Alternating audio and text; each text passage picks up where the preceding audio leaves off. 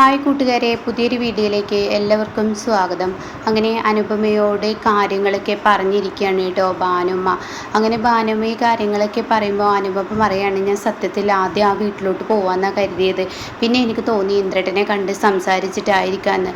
ഞാൻ എന്തെല്ലാം പീഡനങ്ങൾ അനുഭവിച്ചിരിക്കുന്നു, അപ്പോൾ ഇന്ദ്രേട്ടൻ്റെ കാര്യം പറയാനില്ലല്ലോ എന്നൊക്കെ പറയണം.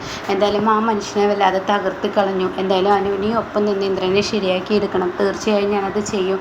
ഇനി എന്തായാലും ഇന്ദ്രേട്ടനെ കണ്ടിട്ട് തന്നെ പോക്കുള്ളൂ എന്നൊക്കെ അനുഭവം പറയുന്നു കേട്ടോ.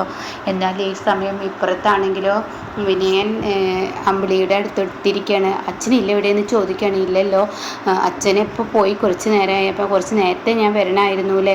ഞാൻ രഘുവേട്ടനെ കണ്ടിട്ടാണ് വന്നത്. രഘുവേട്ടൻ എന്നെ വഴക്ക് പറഞ്ഞു. അപ്പോഴേക്കും ചിരു ഇറങ്ങി വരികയാണ്. അപ്പോൾ ചിരുവിനെ കണ്ടിടം തന്നെ, ചിരു നീ എന്ത് പണിയാണ് ചെയ്തത്? ഞാൻ നിനക്ക് അയച്ചെന്ന വീഡിയോ അത് ഞാൻ മറ്റുള്ളവർക്ക് ഷെയർ ചെയ്യാനോ കാണിക്കാനോ അല്ലായിരുന്നു. ഞാനും നീയും മാത്രം അറിയാൻ വേണ്ടിയായിരുന്നു. നീ എന്തിനാണ് ഇങ്ങനെയൊക്കെ ചെയ്ത്? അതിൻ്റെ ആവശ്യം എന്തായിരുന്നു നിനക്ക് എന്നൊക്കെ പറഞ്ഞ് ചൂടാവാണ് കേട്ടോ. അപ്പോൾ അമ്പിളി അവിടെ നിൽക്കുന്നുണ്ട്. അപ്പോൾ ചിരു തന്നെ ദേഷ്യം പിടിക്കണം. എന്നിട്ട് പറയണം, ഭാര്യ ഭർത്താക്കന്മാർക്ക് ചില അഡ്ജസ്റ്റ്മെൻറ്റ് വേണം. അതായത് നമ്മൾ തമ്മിലുള്ള രഹസ്യമായി തന്നെ ഇരിക്കണം. അത് പരസ്യമാക്കരുത്. അത് ജീവിതമല്ല. അത് നീ മനസ്സിലാക്കണം ചിരു. അല്ലാതെ ഇങ്ങനെ ഇടപെടുന്നതിനോ ഓരോ കാര്യങ്ങൾ ചെയ്ത് ഭാര്യ ഭർത്താക്കന്മാർ തമ്മിലുള്ള ജീവിതം മറ്റുള്ളവർക്ക് അറിയിക്കുന്നത് ശരിയല്ല. നമ്മളിടയിൽ എന്തും പറയാനുള്ള സ്വാതന്ത്ര്യമുണ്ട് എന്നൊക്കെ പറഞ്ഞ ഉടൻ തന്നെ ചിരു പറയണേ, അതിന് നമ്മളുടെ ഇടയിൽ എന്ത് സ്വാതന്ത്ര്യമുള്ളത്?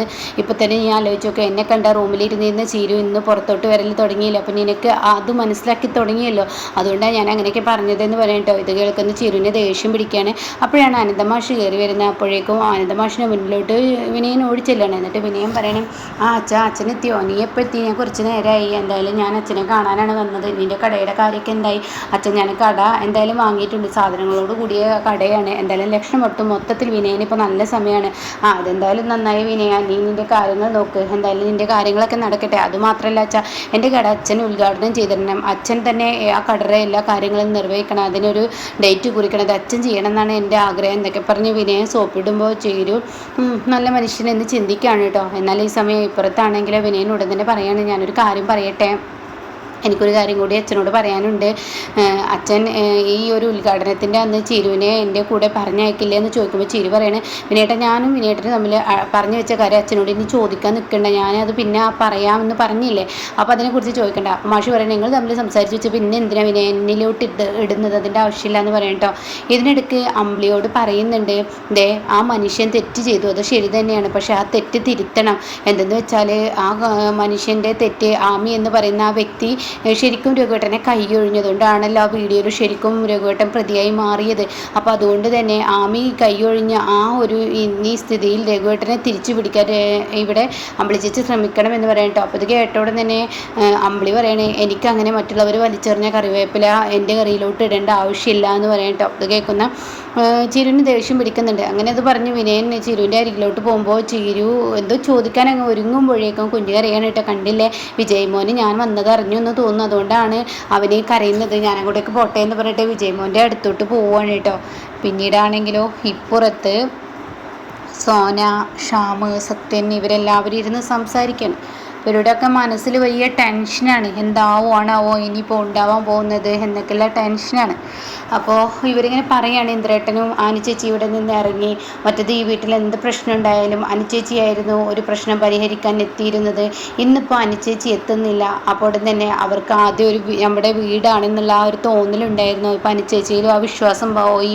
കാര്യം എന്ത് പറഞ്ഞാലും ഇനിയിപ്പോൾ അനുചേച്ചിക്ക് ആ വിശ്വാസം നഷ്ടപ്പെടുകയാണല്ലോ. ഈ പറയുന്ന ഇത് വീടല്ല എന്നുള്ള ആ ഒരു വിശ്വാസം ഇനി നഷ്ടപ്പെട്ട് തുടങ്ങിയല്ലോ. അപ്പോൾ ഉടനെ തന്നെ സത്യം പറയണേ, ഇനി എന്തെങ്കിലും ചെയ്തേ പറ്റുള്ളൂ. അപ്പോൾ ഷ്യാമ പറയണേ, കൈവിട്ട് പോകുന്നതിന് മുന്നേ നമുക്ക് അവരുടെ അടുത്തോട്ട് പോയിട്ട് കാര്യങ്ങളൊക്കെ മനസ്സിലാക്കി കൊണ്ടുവരണമെന്ന് പറയട്ടോ. ഈ സമയം സോന ചോദിക്കുകയാണ്, എന്താ പറയുന്നത്? നമ്മൾ അങ്ങോട്ടേക്ക് പോകുമെന്ന് പറഞ്ഞാൽ അവരുടെ വീട്ടിൽ താമസിക്കുകയാണെന്നാണോ? അപ്പോൾ ഉടനെ തന്നെ സത്യം പറഞ്ഞാൽ അങ്ങനെയല്ല ഉദ്ദേശിച്ചത്. നമ്മൾ അവരുടെ തൊട്ടരികട്ടായി നമ്മളെന്നും കാണുന്ന വിധത്തിൽ വാടക വീട്ടിൽ താമസിക്കണം.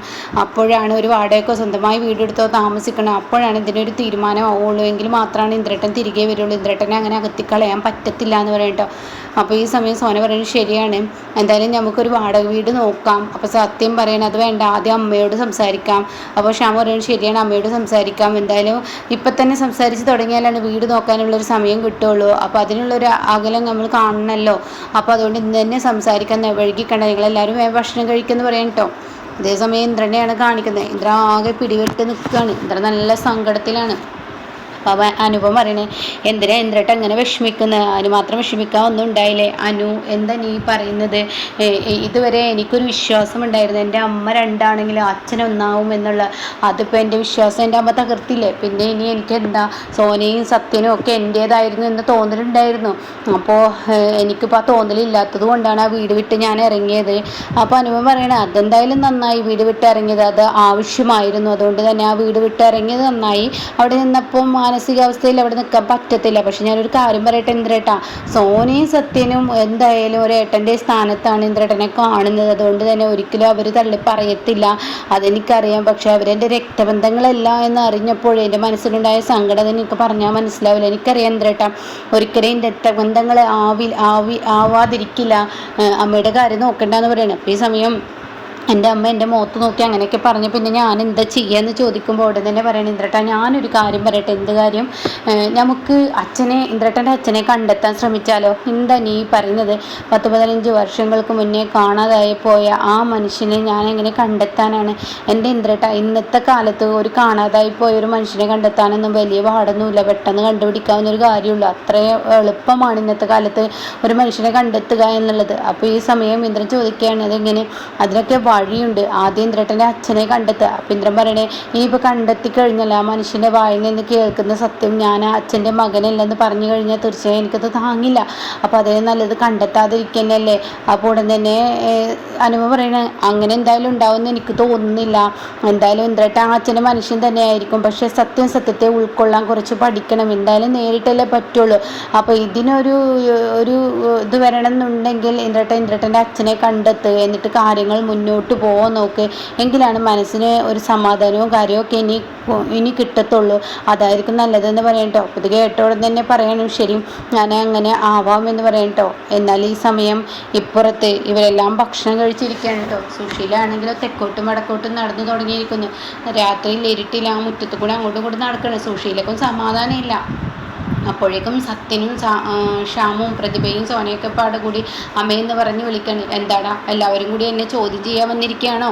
ഈ വീട്ടിൽ നിന്ന് എല്ലാവരും എന്നെ ഇറക്കി വിടാനുള്ള ഉദ്ദേശമാണോ? എന്താ നിങ്ങളുടെ ഉദ്ദേശം? പറ, എന്താ ഉദ്ദേശം? നിങ്ങളെല്ലാവരും കൂടി എന്നെ ഇറക്കി വിടാൻ വന്നിരിക്കുകയാണോ? അപ്പോൾ അത് കേട്ടോടെ തന്നെ പറയാണ്, ഞങ്ങളതിനൊന്നല്ല വന്നത്, ഒരു കാര്യം അറിയാൻ വേണ്ടിയാണ് വന്നത്. അമ്മയല്ലല്ലോ ഞങ്ങളെ ഇറക്കിവിടുക, ഞങ്ങളെയല്ല അമ്മ ഇറക്കിവിടാൻ പോകുന്നത്. അങ്ങനെ ഒരു അവസ്ഥയാണല്ലോ ഇപ്പോൾ ഈ വീട്ടിലുണ്ടായിക്കൊണ്ടിരിക്കുന്നത്. അപ്പോൾ ഉടൻ തന്നെ സുശീല പറയണം, എന്താണ് നിങ്ങളുടെ ആവശ്യം എന്ന് പറയണം കേട്ടോ. അങ്ങനെ ഇവർ തൻ്റെ അമ്മയോട് കാര്യങ്ങൾ പറയാൻ പോവാണ്. അപ്പോൾ ഹർഷ പറഞ്ഞതുപോലെ തന്നെ കാര്യങ്ങളൊക്കെ കൈവിട്ടു പോകുന്ന ആ അവസ്ഥയിലോട്ടാണ്. സുശീലയ്ക്ക് വീണ്ടും ഇന്ദ്രനെ തിരികെ വിളിക്കേണ്ടി വരുന്ന ആ അവസ്ഥയാണ്. കാരണം എൻ്റെ മക്കൾ പോയി കഴിഞ്ഞാൽ അത് തനിക്ക് തിരിച്ചടിയാവുന്ന സുശീലയ്ക്ക് നന്നായി അറിയാം കേട്ടോ. അപ്പോൾ ഇങ്ങനെയൊക്കെയാണ് ഇപ്പോൾ ലാസ്റ്റ് വന്ന എപ്പിസോഡ് കേട്ടോ.